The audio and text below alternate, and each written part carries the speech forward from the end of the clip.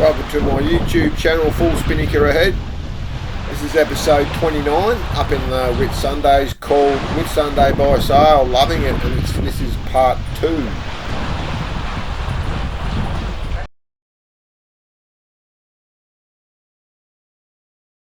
You do? Snored.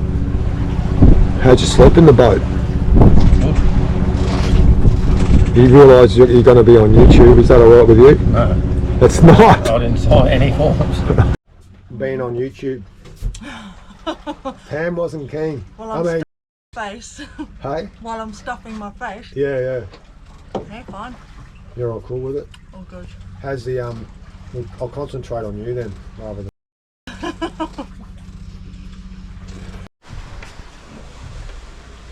Better get a bit of footage. Well, you're tired, mate. Hectic, mate. It's hectic. Hectic, alright.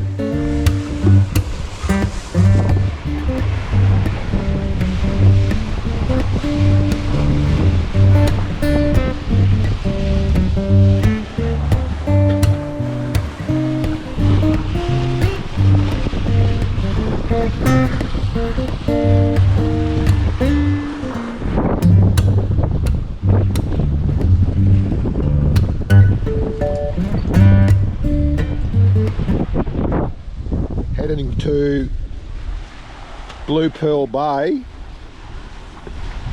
with Pam. It's Saturday and we've got tomorrow still, so we found this glass bottom boat.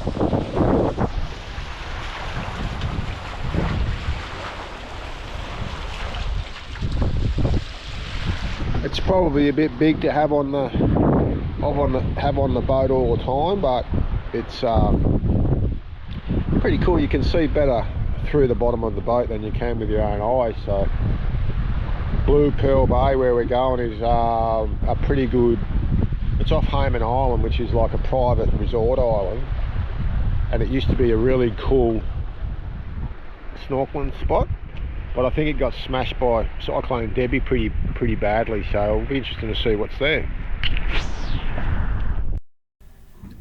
This is typical of the inner islands, or the island underwater views. Blue Pearl Bay did get hit, and there were patches of missing corals. The part on the islands where the corals even better is that east side of the islands, like Butterfly Bay and Mackerel Bay and that type of place that face the actual open ocean. Seems to be even better out that way.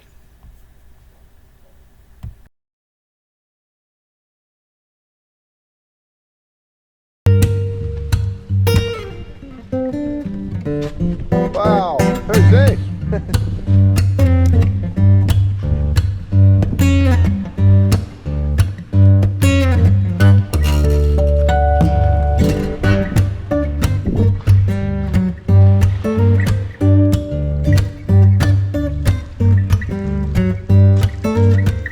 Anchored off the northern side of Hook Island, we come in with the tinny to shore and found a nice little alleyway there to park the boat.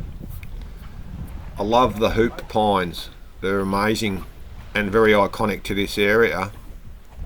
They almost look prehistoric amongst the beautiful rock formations.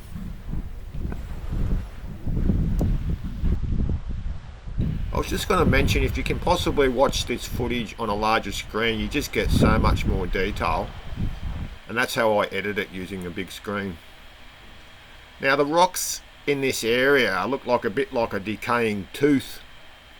You get the hard layer on the outside and that soft white layer underneath, and you see it around a lot on different areas, especially this one here. It's unbelievable. I like that as a bench. How cool is that?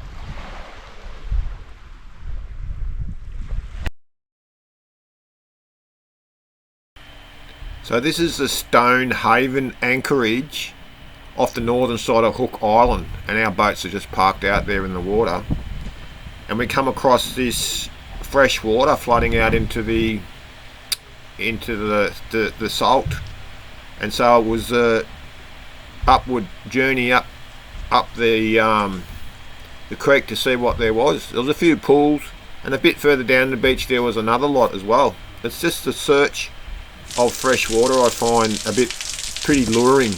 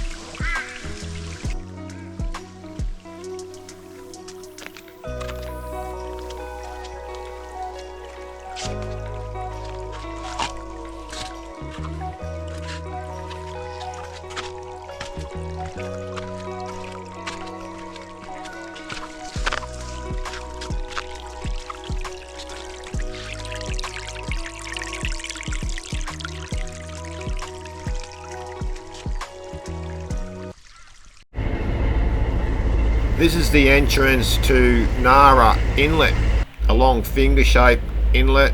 It's very popular, and it's a great anchorage and got nice, good, clean water. And at the end, there's a waterfall and a bathing pool.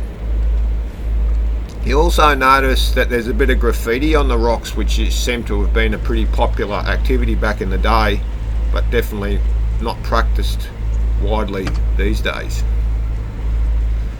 So we anchored right at the end, past all the other boats, and then we used the paddle boards to go and explore.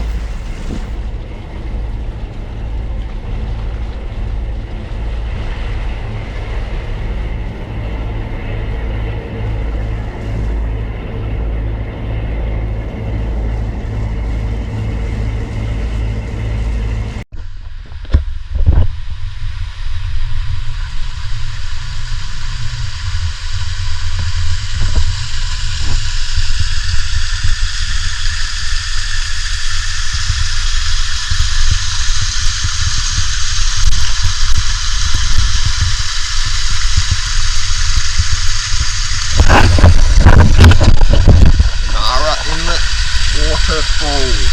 Awesome. Got the dog tied up on the canoe because she's not actually allowed to be up here.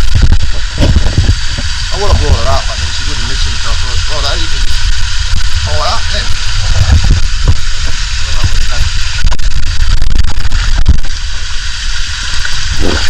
I don't know whether that works or not, that's deeper than I thought.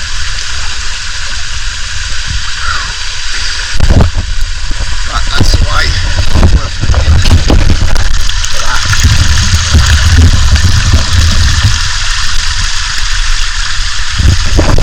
Fresh water in a Whitsunday Islands.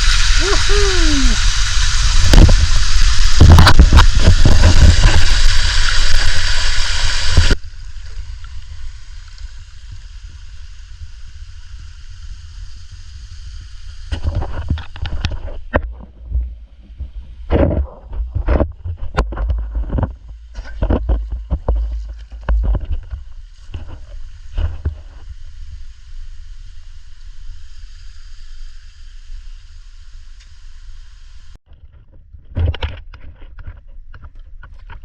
What are you doing, Schnauzel?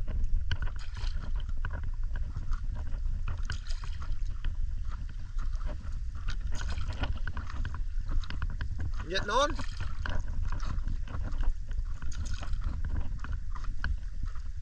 You getting on, Schnubber?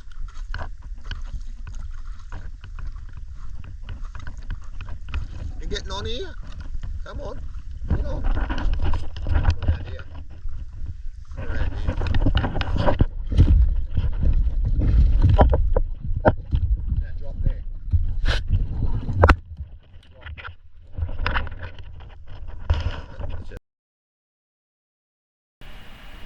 rocks again here in Nara Inlet are unbelievable, as well as the clarity of the water.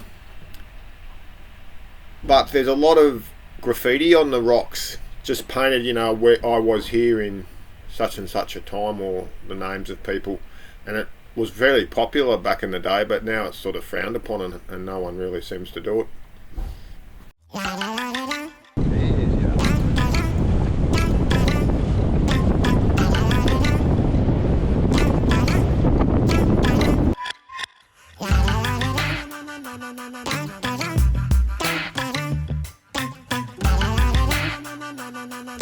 Around the northeastern end of Whitsunday Island and Hook Island, we come across some whales.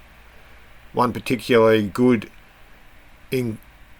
encounter, and then a few other shots there of flippers and stuff like that of other encounters. But overall, for the whole season, we saw lots of whales, and you actually have to be careful and keep an eye out for them, because there's so many of them that you know, you don't want to disturb them or run into them, basically.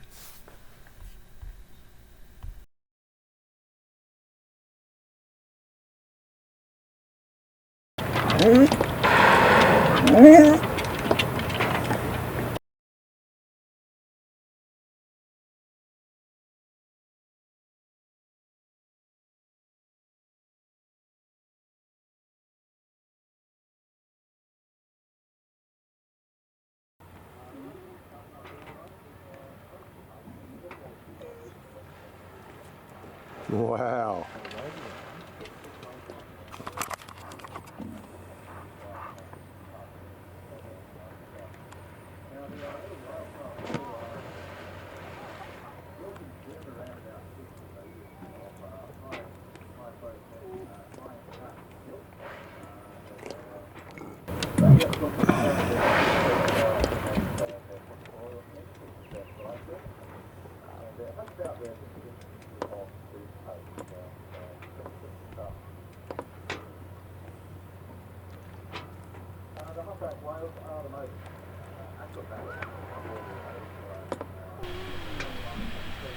The tourist catamaran here called Chimera was initially called Tsunami when it first come to the Whitsundays, but they soon changed that name, because at the time they had that horrific tsunami over in Indonesia there, where thousands and thousands of people died.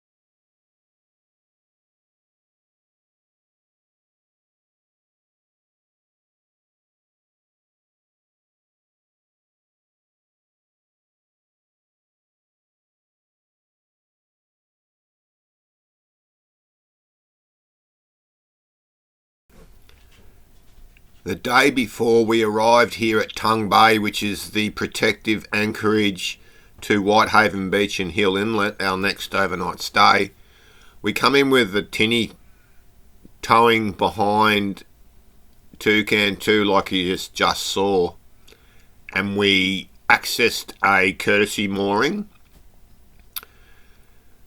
which is a free mooring just set there so that no one has to put an anchor down and scrape the bottom with their anchor chain. So it's an environmental thing as well as extreme convenience.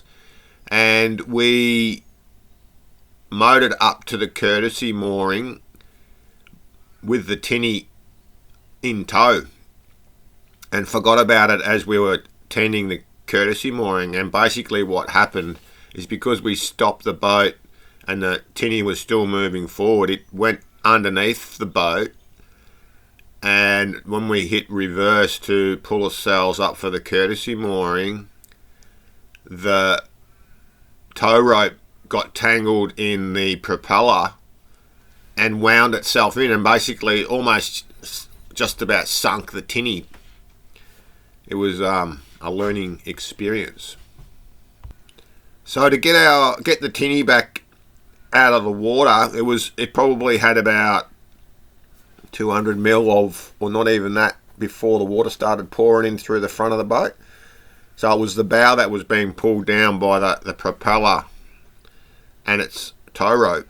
So I just had to jump in the water and cut that tow rope, and that's that yellow rope you saw in the video that was cut away.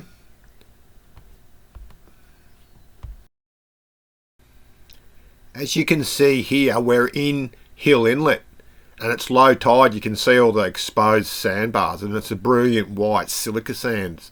That's Whitehaven and Hill Inlet are famous for. The footage before was from the outside looking in, and this is from the inside looking out. And we had to put the boat in a deep hole, which there are a few of them, and then rely on the anchor to hold us in position, and a couple of stern ropes that we put on some rocks. So this is going down to the anchor to check that it's nicely embedded and it's going to do its job for us.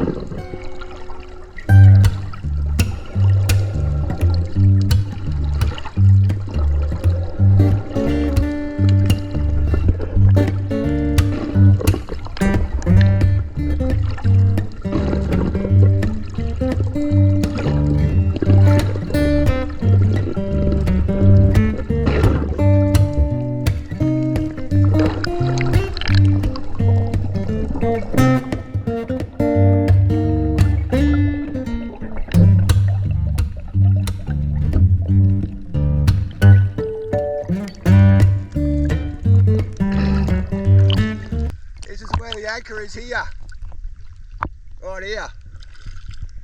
She's buried like an absolute beauty.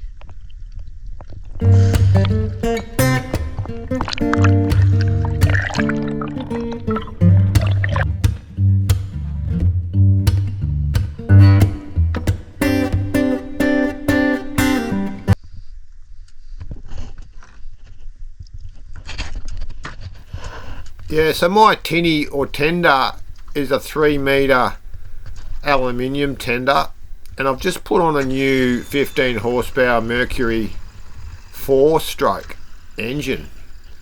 I used to have an 8 horsepower 2-stroke, and I just wanted something a bit more powerful so that I could fill the boat up basically and still plane. It doesn't do that. With 3 people on it, it struggles even with the 15. The 8 horsepower struggled as well, but if I would have had a 15 horsepower 2-stroke, it would have been a lot better, but you just can't buy them anymore. Not new anyway.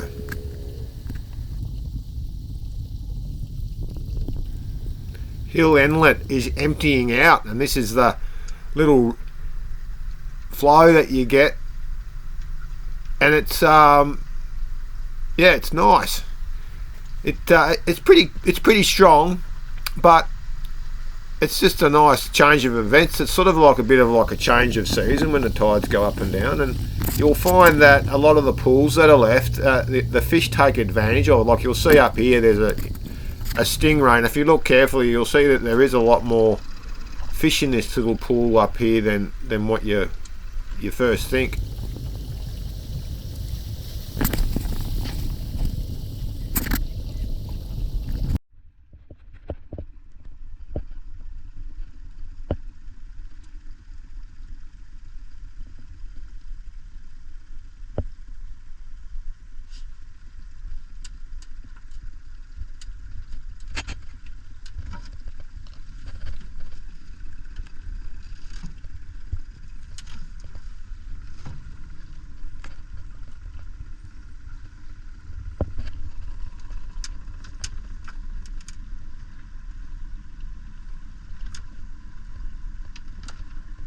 Sit down, Joey.